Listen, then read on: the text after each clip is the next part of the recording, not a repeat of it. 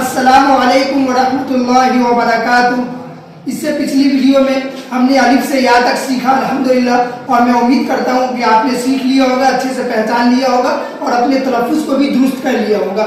اب آج کے ویڈیو میں اس کے آگے ہم بڑھتے ہیں اگلا اسٹیپ۔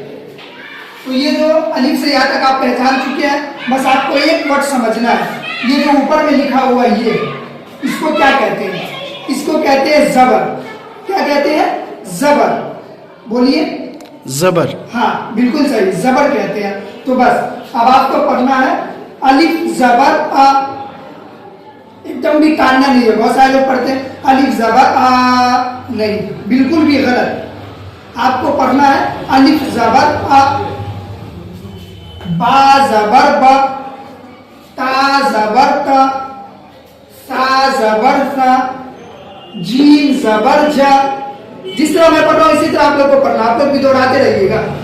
ہا زبر ہا، خا زبر خو، دال زبر دا، دال زبر دا، رو زبر رو، زا زبر زا، سین زبر سا، شین زبر شا، صاد زبر سو، واد زبر و، تا زبر تو، وا زبر و، عین زبر ع، غین زبر غ، فا زبر فا، قاف زبر قا، کاف زبر کا، لام زبر لا، میم زبر ما، نون زبر نا، واو زبر و، ہا زبر ہا، حمزہ زبر آ، لام الف زبر لا۔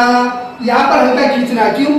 کیونکہ لام کے ساتھ جو ہے الف ایڈ ہے، اسی لیے لام الف زبر لا، یا زبر یا زبر یا۔ میں امید کرتا ہوں آپ کو سمجھ میں آ گیا۔ بس اوپر میں زبر لگا اس کو پہچان لینا، اس کے بعد آ با تا سا اس طرح کر کے یاد کر لینا، بہت ہی آسان ہے انشاءاللہ۔ آپ تھوڑی سی محنت کریں، سیکھ جائیں گے۔